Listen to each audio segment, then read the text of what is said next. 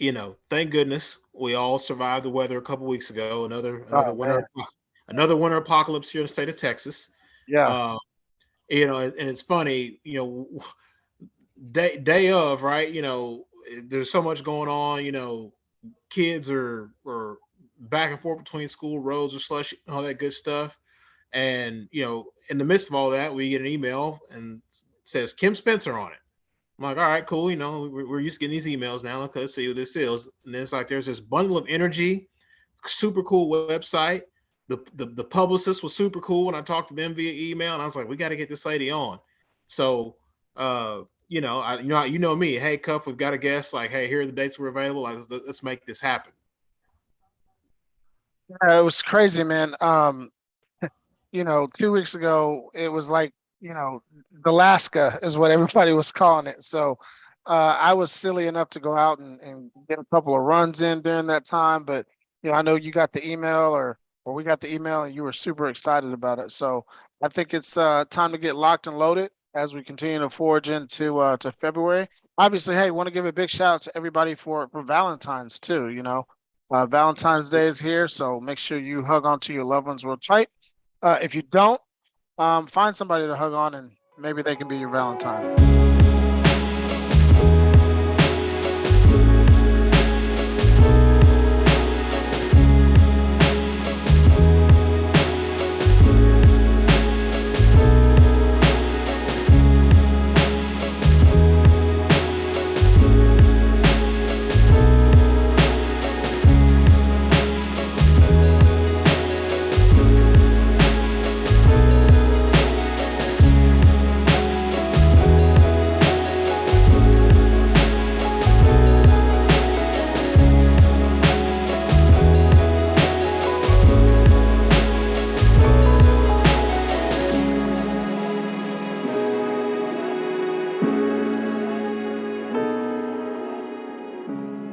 Welcome back to the Vision Lab podcast. I'm your host, Ryan Cuffey, alongside my co host, Mr. Ryan Mosley. The Vision Lab is the official growth mindset podcast for all visionaries worldwide. We're showing mad love to the cigar industry. It's here in the lab where we uncover people's visions and dreams and how those dreams actually come into reality. Folks, it's all about tapping into and becoming the absolute best versions of ourselves through self discovery, self examination, and self actualization. Yo, Mo, who do we have on the show today? Cuff, today's guest is a original native of Los Angeles. However, she has relocated to the great state of Texas, somewhere in the hill part of the state. She is a performance coach. She is an award-winning writer. She's a podcaster. She is the above all the above of Crown Yourself Enterprises and a true bundle of energy. Please welcome one Kimberly Spencer to the Vision Lab podcast. Thank you so much, Mo. What And up? I am so happy to be here and to have it warming up. It was a very chilly welcome to this great state of Texas, I have to say. Absolutely. Oh, Jay, just wait till we get to about May, and you're going to wonder where in the world it is you moved to. You might want to go back to California. We'll see. And you had actually a funny story that happened to you when you first got down to Texas, right? Yeah, yeah, it So froze. what happened? We finally got moved into our house, and it like we wanted to have a place with land, and it's there's some space, and when the power shuts off, you don't have a neighbor. Like the neighbor is way down yonder to be able to go if you need to take like they were all great. They were like, "Oh, if you need to, take a hot shower." And I'm like, "Y'all were prepared."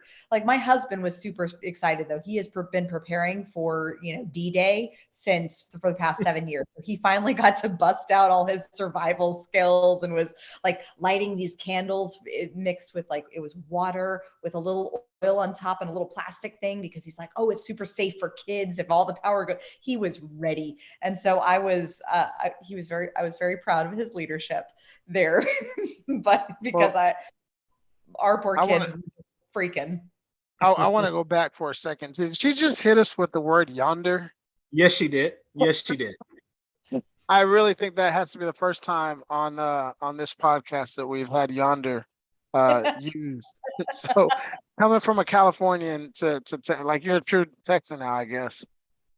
I guess. I mean, y'all is still, it's still a little foreign for me, and still getting used to the ma'am, because in our house we always abided by the Battlestar Galactica principle of just calling everyone yes sir, so it just made for equanimity.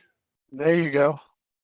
Well, Kim, we're definitely excited to have you on the show. Like I said in the intro, you've got you wear a lot of hats, but you definitely speak our language in regards to growth mindset. And Cuff and I made it very, very what's the word we use, intentional in regards to 2023, and making sure that we do as much as we can to truly hammer home on that concept of having a growth mindset. And so, simple as can be, right? When we mention the word or we say the phrase growth mindset, what's the first thing that comes to your head? Accepting it, the challenge accepted. Like, that's really the first phrase, because ultimately, when you set out to have a growth mindset, you are going to be faced with challenges, and thus that will challenge whether that commitment to having a growth mindset is really what you actually want to have.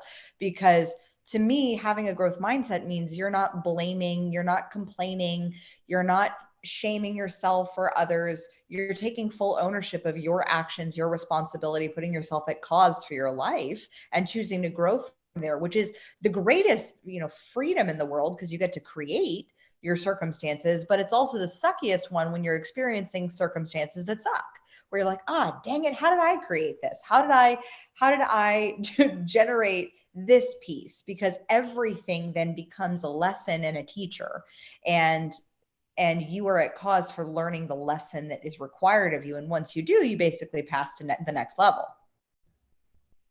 I agree 100%. And one key word stood out to me, and that's teacher, right? You've got to be in those moments, like when you're in the throes, and you have to be vulnerable enough to learn, right? Kind of succumb to whatever that situation is. It doesn't mean that you're all life is in peril, right? It doesn't mean that it's the end of the world. It means you have a growth opportunity, right? An opportunity to learn from that specific, set of circumstances. And so I couldn't agree with you more, Kimberly. I think that's well said and well spoken. One of my favorite books, and I recommend this to even like my adult clients, is a book by Kobe. I think his name is Kobe Yamada, and he wrote the What Do You Do series. And he has like, what do you do with a chance? What do you do with an idea? And my favorite is what do you do with a problem? Because reading it, it breaks down so simplistically, and the genius of it is that it is so simple. Is basically what you do with the problem is you can't avoid it, you can't escape from it, you can't hide from it, you can't try to hide yourself from it.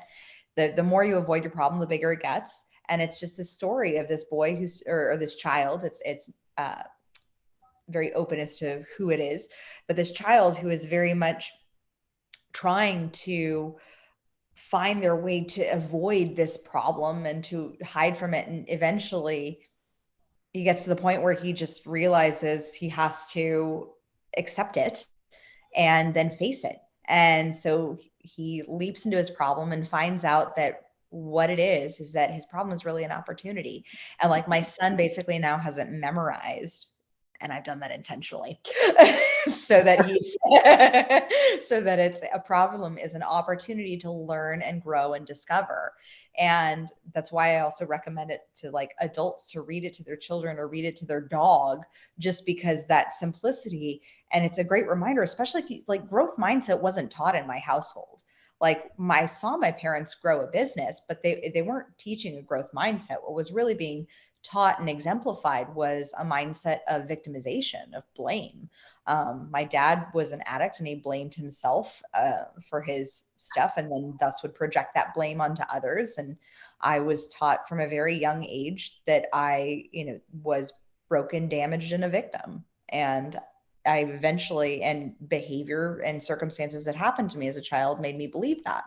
And it wasn't until I was a teenager, and later in my early 20s, that I actually started questioning that. And I was like, well, what if I didn't believe that? What if I believe something different? What if I chose instead of looking at all the stuff that happened to me in my past, as instead of it happening to me, what if it all happened for me? And that's the biggest shift of a growth mindset. It's funny well, before I get into that, we're talking about listening to growth mindset, and I think you'll probably agree because we've all got this entrepreneurial spirit, and I always talk to Cuff about this from time to time when it comes to like stuff we're working on in the business world. You have to deal with the element of like, okay, I want to strike out on my own, you have to deal with the element of like some of the stuff that we encounter, you asked for it because you said, hey, I want to do this, right? And Yeah. so you mentioned, some of the things you experienced like in your childhood or whatnot.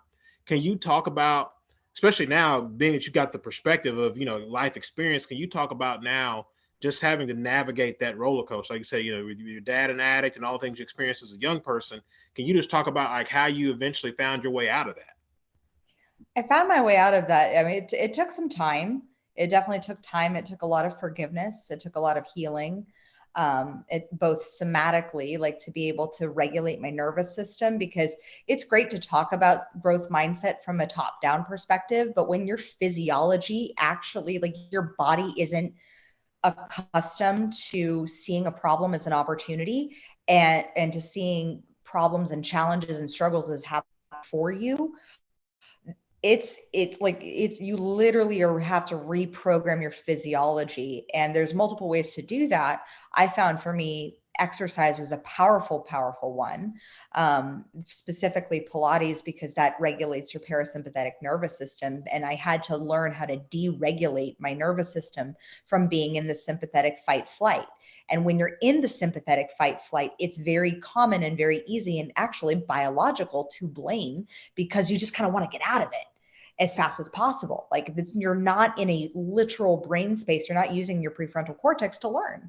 So if you're operating specifically only on the amygdala and a whole bunch of hormones pumping through your body.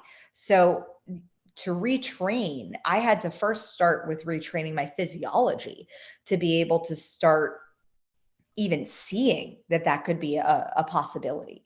And then over time, I started to see these instances like when I'm in a session with a coaching client, and I see that they're about to lie to themselves. I saw this with one gentleman in like a room of 2,000 people, and we were all meant to get together and share a story of something, of like our hardest challenge to go through. And I was fortunate to be in a group where we were all sharing about the fact that as either children or adults, we had all been sexually abused. And it was through that experience that I saw this guy, and I knew he was going to lie. I knew he was totally going to bullshit. But I wouldn't have that level of sensory acuity if it hadn't been for what I went through as a child. And because of that, he finally came out, shared that he had been raped when he was 12. And because of that, I got on the phone afterwards, after I helped coach him through this big breakthrough, to which he still, to me, we had a chat only about a year ago. And he said, Kim, you saved my life. And I had a gut feeling that I did already, because after that conversation with him in that big forum, and kind of coaching him through that I called my dad and I said, Dad, I know that you still hold on to some shame and guilt for what happened when I was a kid. But I said, I really, truly, in my gut, believe that we saved a life today. And because of that, like, that's something like horrible and awful, and that, like, it was not my fault happening to me as a child. And yet I still see it now as something that happened for me. I didn't want it, obviously, but I did grow from it and was responsible for my own healing. And through that, I was actually able to save a life, because that gentleman told me only last year that that night he had been planning to commit suicide. Wow. Well, first of all, the bravery that it takes to admit or to recognize some of the challenges that you dealt with as a young person, right? Like, kudos to you, big shout out.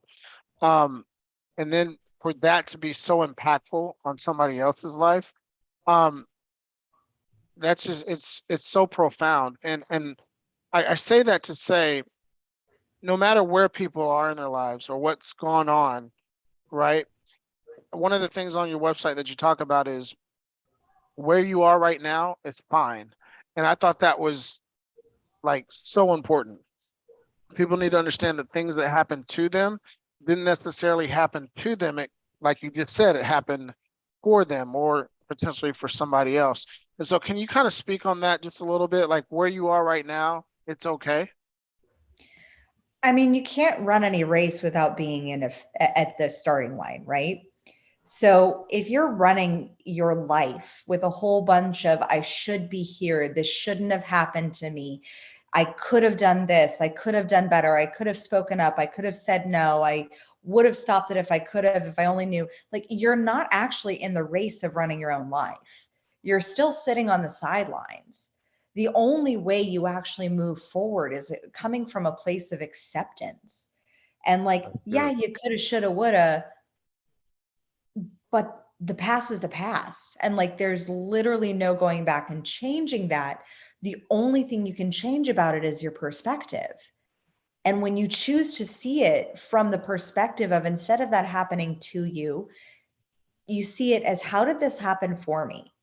And I take it a step further when I'm working with my clients of, how was this the best thing that ever happened to you? And that can feel like a really punch you in the face question when you've experienced some serious shit.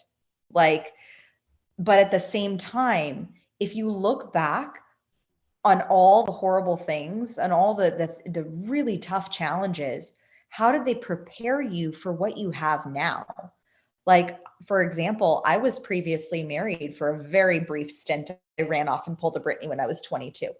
And and it was from that experience that I learned a level of respect that I have for marriage, where I knew that I never wanted to like trample on that respect again, because that was so challenging. And I was only choosing someone based off of a few qualities that I thought were right for me, instead of the list of 50 that I had written when I was 16 of like all the things that I really desired in my ideal partner. And fast forward 9 months, not even 9 months, like a little over 9 months, almost a year later, I end up meeting my husband, my forever husband. We've been together for a decade. We have two beautiful children together. And it's like, had I not gone through that experience, I don't think I would have been ready for the level of commitment that I knew would be required to be married to the man that I have now today as the father of my children. Because he went through his own stuff of his own divorce, his own, tragic life circumstances, and he had to grow through that in order to be the man that could be perfect for me. Like, and he and I have shared this on podcasts that we've done together, so I feel comfortable with being able to share this with you now. But he told me that he and his ex-wife had only spent about 3 days apart from each other, like in the span of the 13 years of being together. And I was like, oh, I'm so glad you had time alone, because I would not be able. I'm very independent. I don't need to do everything together.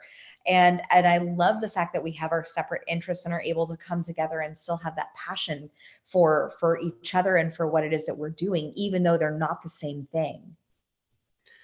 So before we go to the next question, when you said you pulled a Britney at 22, did you go to Vegas? Like, where did you just run off to and just jump the broom real quick? My ex was deploying, and so we ran off to a back store, like back room, like those like shopping mall parking lot area, those mall ones. There was like a little wedding chapel in Van Nuys, California, and we ran off. And this was the sign that I probably should have taken when the pastor, when the what it was, he wasn't even a pastor. When the guy with the ponytail, who's supposed to be officiant, says, should I give you guys a minute because you're fighting before you're signing a marital document? You might want to take that as a note that might be the wrong path. I had to ask when you said you pulled a Britney. I was like, okay, I have to ask her how exactly she did that. So as we push the ball forward, right? You're on the other side of a lot of things that you've kind of talked about, you've experienced, and you've got the perspective, and you've been able to reconcile that internally, and now you're a coach, and you got a lot of cool things going for yourself. With that experience, what is something that you've seen in your humble opinion, if you will? What is something that you've seen that people always say we get in our own way? What do you feel like is the biggest internal hurdle for people when it comes to them trying to get things to the next level? It's a couple of things. It depends on where you're at.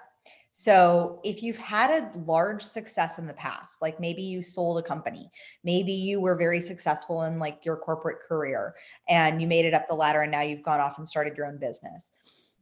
if you've had a level of success, or maybe you were in a different business venture, had some success, and then went off and we're going to try something else.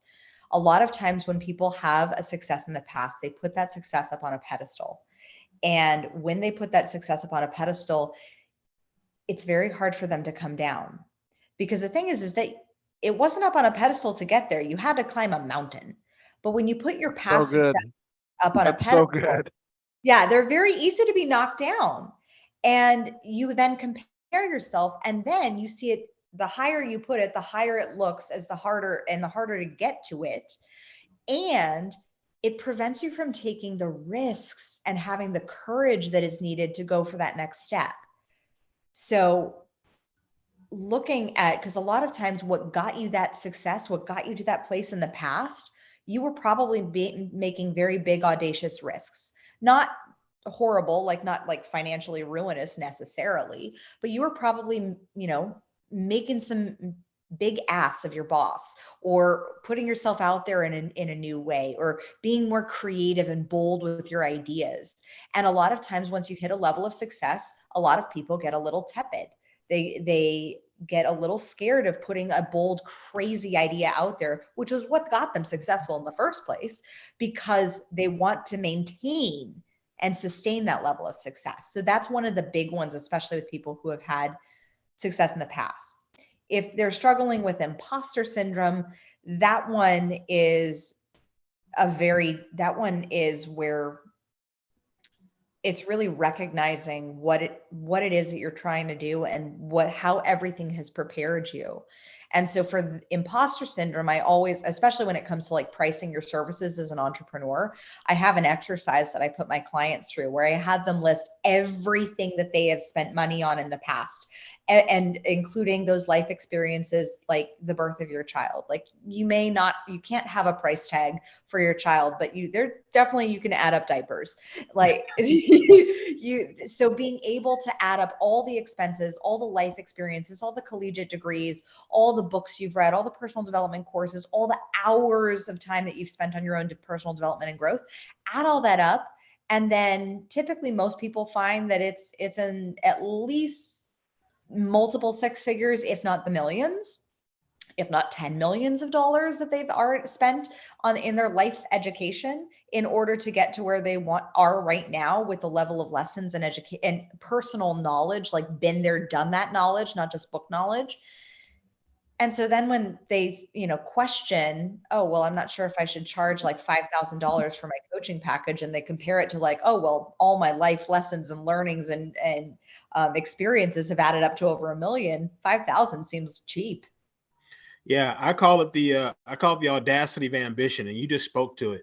Like you accomplish what you think is the ultimate goal, and while you're in the midst of the journey, like you don't realize, like, no, you really stepped out there on faith. You were very, very bold about it. And I tell people all the time, like your ambitions have to have some audacity to it. Otherwise, you're probably not trying to do something big enough.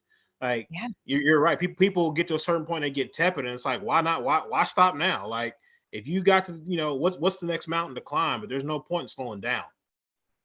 Yeah, and it's being able to look at it like, what is your next Everest? Because when you are able to have that level of audacity and just keep going, it prevents from that stagnation that comes after you've had that achievement. Love it, love it, love it. So as we push the ball forward, you've got a ton of things going on. You are a writer, as we heard, you're a coach. You've got a show. Like, what's the daily 24-hour cycle look like for Kim Spencer? Oh gosh. It sometimes starts with my 19-month-old kicking me in the face. Um, always a fun way to wake up. But it just depends. So normally I like to get up, work out. I typically start my day with Pilates. I am training for a marathon, so I typically will do my runs later in the day. So I've just found that my knees love me a little bit more when I'm not running early in the morning, especially when it's was so dang cold. That being said, I do my coffee, meditation, have time with my kids, get to work. work on things from my team. And I really focus on prioritizing a few things of like, what are the non-negotiables? Like, what are those non-negotiables that if I get through this day that I did well, and I look at my energy as far as like, what are those genius zone energy spaces, and what are those things that are not in my zone of genius that I need to really assess. And what I mean is your zone of genius, I have seen a direct correlation between the amount of income people are making and the amount of time they're spending in their zone of genius, which is that area that like you could do for free. Like it's where you just shine, you feel more energized after. So for example, when I have my coaching day, I know that by hour 5 of coaching, I will be far more energized than I even was at hour 1 because I'm so deeply in it. Same with podcasting. This is my fourth podcast this week. And I'm like, I am riding on a high like you wouldn't believe. So I am absolute like, and that's the thing is I know my genius zone really is in creating, it's in connecting, and it's in a lot providing challenging perspectives, whether that's on a podcast, writing a blog, on my own podcast, or challenging my clients' belief systems. So I've got to jump in and ask, crown yourself. What does that mean? What is all that about, Kim? So it started after I was bought out of my first e-commerce startup that I was president of for 2 years. And we signed the buyout agreement literally 3 weeks before I got married. It was quite litigious for 3 months, very challenging 3 months. And I go off on my honeymoon and I'm sitting there in this lovely Airbnb on the coast of Italy. And I'm like, what do I do next? Like, I have no job to go back to. I have all these passions. I'd been a screenwriter. I'd had my own private Pilates studio. I'd been president of an e-commerce startup. And I was looking at all of these varied passions. I'd been in beauty pageants as a teenager and in my early 20s. And I was like, looking at all these varied interests from health and fitness and relationships and entrepreneurship and the body and how everything ties in to you being the common denominator for your life.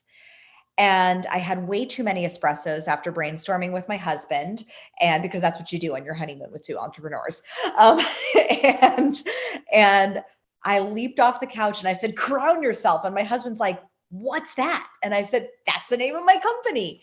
And for me, that means you are unapologetically owning your successes, your failures, your past, your present, your future, what it is that you want, what it is that you've been through. You are fully authentic, standing in your power, owning who you are on a soul level, and being completely in alignment with what it is that you are creating in this world, leading like the queen.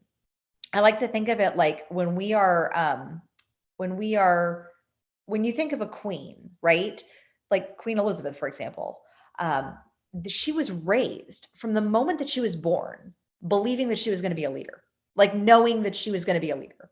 And yet so many of us as, you know, the plebeians of this world are not raised believing that. We aren't, leadership is not stoked within us. We're not being led believing that something greater is for us right now. And not only that, but a queen or a king is raised with a council around them that's constantly grooming them, training them, teaching them how to think about problems like massive international challenges, that they're groomed from a very, very early age. And so I like to think of crown yourself. It is the grooming ground to prepare you to lead the best life, that lead into that divine purpose. I mean, if we're going to go into true monarchy, the monarchy is rooted in a belief system that God is giving you leadership. And so what if we all believe that same thing? What if we all crowned ourselves, believe that our desire for something more is divine, and that thing that we're meant here, placed here, created to created literally to create and manifest into this world is a divine ordinance from God. Like, how differently would you approach your business? 100%. I'm actually reading a book called, or I just read a book called Project 369, and that's exactly what it talks about. We all have different gifts, talents, ambitions, and we have to leverage those so that we become a blessing to other people. So I completely agree with what you're saying, Kim. Yeah, it was it I'm at a loss for words. Like it just Crown Yourself for me, it is a daily lifestyle choice to lean into your own reign. Yeah, And the scary choice, because then that means that people are looking to you for leadership. And I mean, yeah, I cannot tell you how many times I've received emails from my emails that I send out. They're like, I needed to hear this so much today. Thank you. Or from my posts on social media, like of like, this resonates this is exactly what I needed to hear. This is exactly what it is. And it's because I refuse to deny somebody their breakthrough because I decided not to show up that day. yep, yeah. That's so good. That's so good. Um, so you mentioned it a couple of times on our podcast. You have a podcast. I Give us some do. deets. Yeah, give us some deets on it. The name of the podcast and when it airs and what people can expect, when they tune in. So this is a first announcement right here on the Vision Lab. My podcast was originally called for 3 years, The Princess and the Bee. And now we're just changing it to being completely in alignment with our brand, um, called Crown Yourself, simply because I originally titled it The Princess and the Bee because it's on all the bees, all the beliefs on rising into your reign as queen.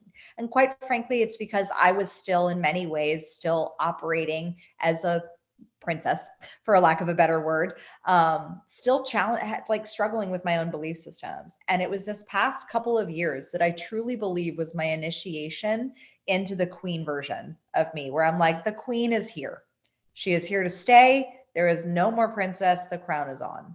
And so that is our choice, and that's going to be rebranding and re-releasing in the fall. Not in the fall, in February. I was like, fall. I saw the F. All came after, but all should Love listen.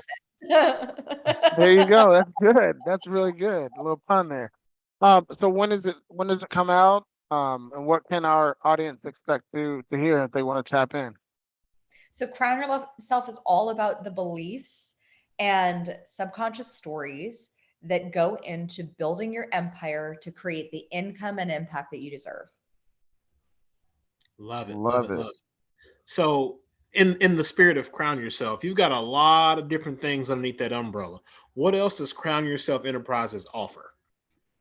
So we do private coaching, and we have a ton of free resources from our blog to our Queen TV YouTube to the Crown Yourself podcast. That being said, we were offering a done for you podcast guesting service, called Communication Queens. And it was in this transition time of moving that I realized that what I wanted to instill in that was actually a completely different business and operating by a different set of values. And the messaging for marketing for Crown Yourself was getting muddled with talk of podcasting and how much I love podcasting, by the way, and like how fun it is and how great it is as a tool for growth and for growing your business if you're a service-based entrepreneur. So we relaunched as it's a separate business called the Communication Queens Agency, where we teach our clients how to get booked and prosper from podcasting. Love it, love it, love it. Well, again, we are extremely appreciative of you, and shout out to Joanna. Thank you guys for both reaching out. She keep her on the team. We like working with her. Yeah, She's she's a joy to work amazing. with. She is the lead talent manager for our Communication Queens agency. So I'm glad that you were like stoked with her PR, because she is so on it with emails. I have never seen someone that efficient with emails. She is remarkable, and I'm so honored to have her on my queen team. Well, Kim, since you had an announcement, we would like to, do a little self pub ourselves. Yeah. Fourth year in a row, the Vision Lab podcast is hosting its annual golf classic at the Golf Club of Dallas. So, for all of you visionaries, please make sure you guys get to our Eventbrite page, shoot us a DM. we're going to be kicking out flyers and all type of advertisements for it over the next coming months. But mark your calendars, okay? It is around Valentine's, so you got plenty of time to work on your golf game, get a team together, get out to support. It's June 10th, 8 o'clock, shotgun start at the Golf Club of Dallas. And remember, funds that we are raising help to fight leukemia, right, for the Leukemia Lymphoma Society, as well as the Alzheimer's Association. So those two organizations are obviously very near and dear to me. And as I lost my grandparents many years ago, and we've been fighting the fight since their passing. But if you guys would love to, join in, participate, we'd love to have you. Fourth year in a row, it's gotten better and better every year. And just want to say shout out to all the sponsors that have signed up thus far. And if you are looking to sponsor, please feel free to reach out to myself or Mo, shoot us a DM or shoot us an email at TheVisionLab@yahoo.com. So with that, P, is it that time? Yes, it is. Kim, we have reached the part of the show where we call it landing the plane. We do this for every single guest on the show as we head into the descent, if you will.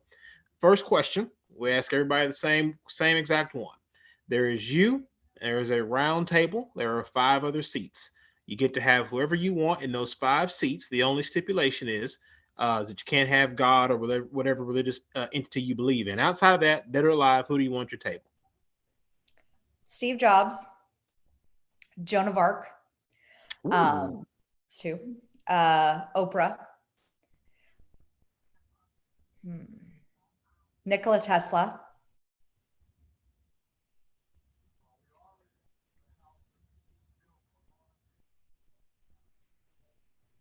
Everybody thought he was crazy, by the way. I know. And yet Here we are. And yet here we are.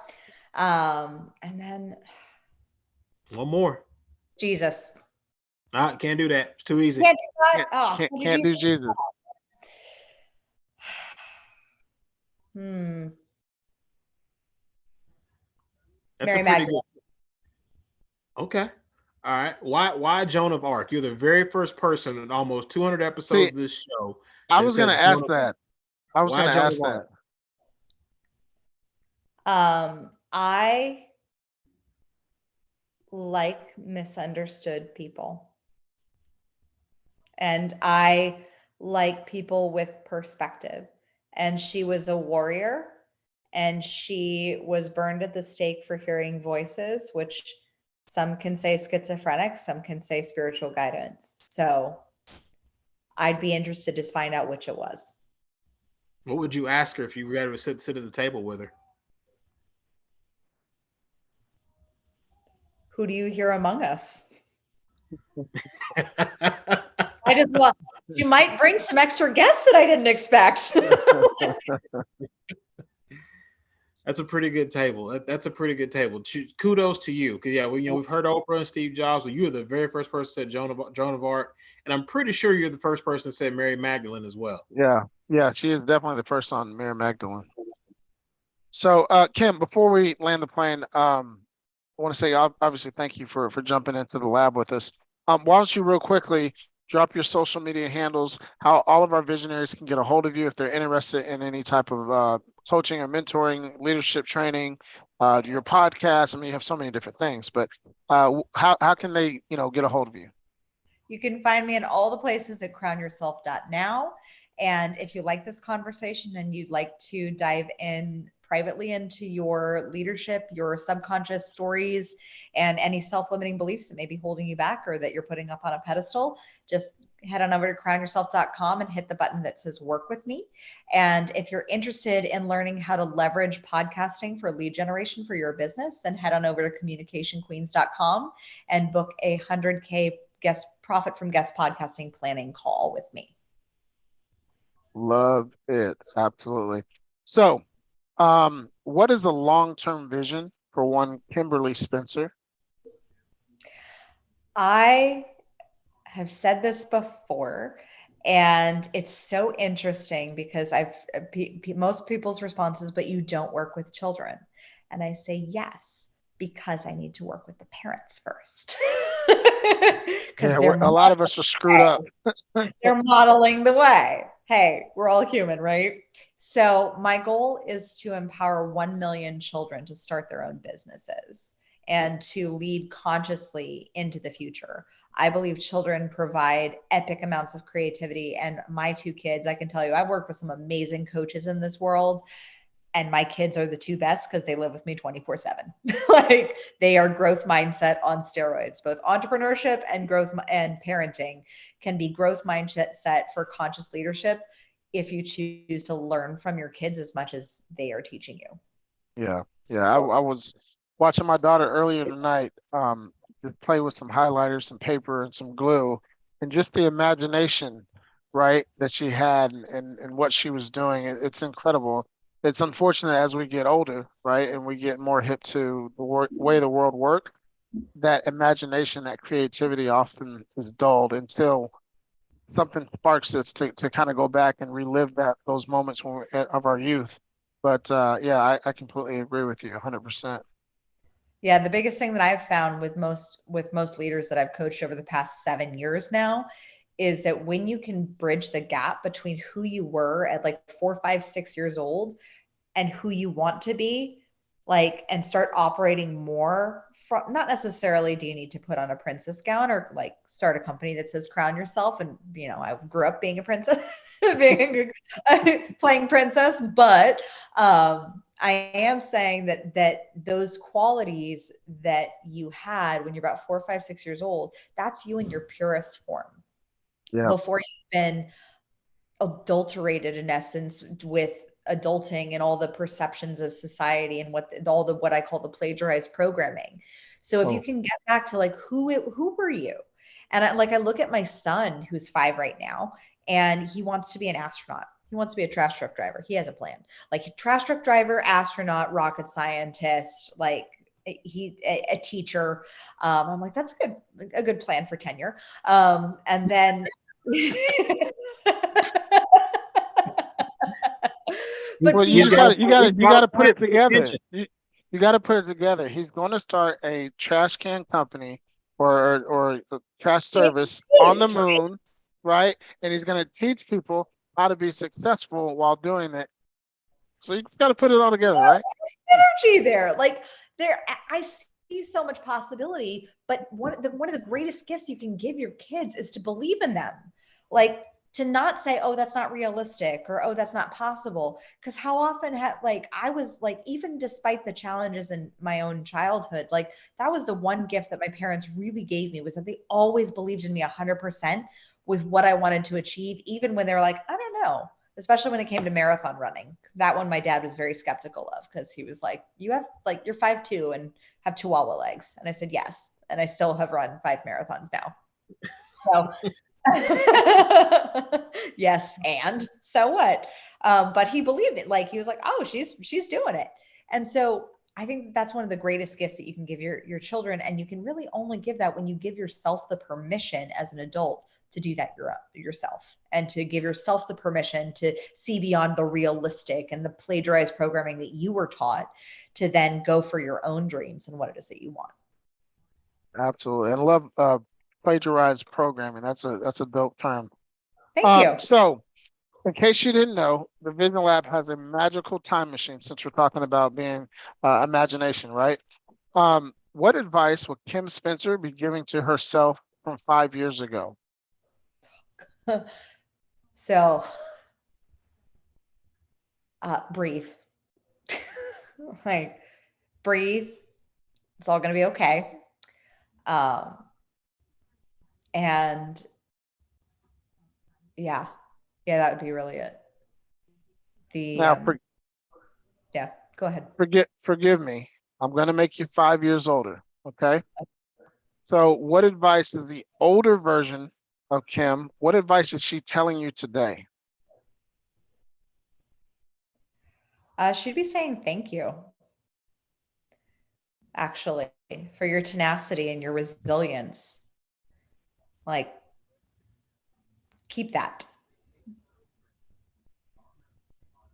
I love it. I love it. I love it. I feel like you've thought about that, because most of the time people give like a very long, drawn out answer, and really what it is, they're laying out their plan for the future or whatnot. But like you when you tenacity and thank you. Like I feel like you're very your feet are planted in regards to whatever it is the plan is. So I like to hear that. Thank you. It helps that I have a question that I ask my clients regularly of would the like of imagining you at at the table with your future self, and she or he has does is already everything you want to have, do, and be in the next 5 years. And when you're at that table, the future you calls you in just like you would for any job with your boss, and she is your boss or he is your boss. And I always ask my clients, would the future you fire you for the quality and quantity of your output? And I can't tell you how Ooh, many stunned faces I get from that and that exact response, Mo, of, that is oh. that is an awesome concept though. And so when you think about that, like I always check in with my future self, like, am I operating, producing the level of quantity and quality of output to create that which I want to create in the next 5 years? So that's a regular check-in that I have. That is a hell of a question. Would the future you fire the present you? Mm. Yeah. That's pretty good, Kim. That's pretty good. Well, Kim, on behalf of Cuff and myself, thank you so much for making this happen. We look forward to being on the Crown Yourself podcast at some point in the near future. Yes. Um, it's been a joy. We have definitely learned some things, and we can't wait till till our visionaries get a load of you on a grander scale. And by all means, if there's anything else that we can do to help, please let us know. Do not hesitate. Thank you. Will do. I appreciate that. Yeah, absolutely. Thank you so much for jumping into the lab. And remember, visionaries, for all of our guests that jump into the lab, they're all dropping nuggets of wisdom. At the end of the day, my friends, it's up to you to pick them up. Ladies and gentlemen, my name is Ryan Mosley. He is Ryan Cuffey. Thank you again to Kim Spencer of crownyourself.com, Crown Yourself Enterprises, all things Crown Yourself. And we will see you guys next week on another great episode of the Vision Lab podcast. Blessings.